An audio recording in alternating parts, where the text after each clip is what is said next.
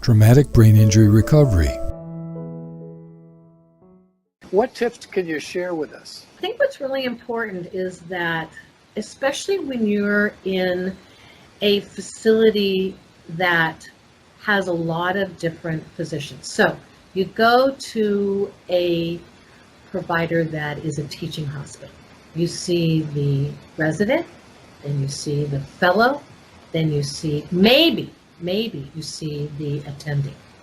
So you're seeing 3 doctors plus maybe a case manager. Write your questions down. Let them know you're prepared. Be prepared for that appointment.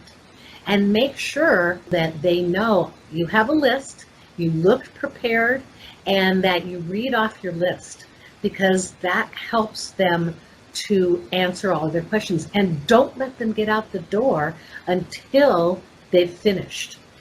Sometimes that's really hard. You can't block the door. You don't want to be, I was going to ask you what your technique is for not allowing them to leave. Yeah, what's really, and when she doesn't, I'm disappointed. It's like, oh, you mean I have to do this?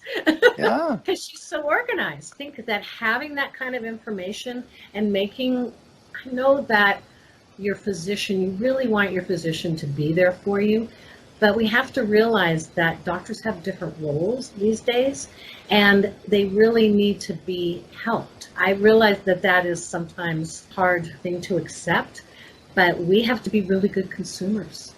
Need to advocate for our patients and ourselves, actually. Absolutely. Please like, subscribe, and comment on this video.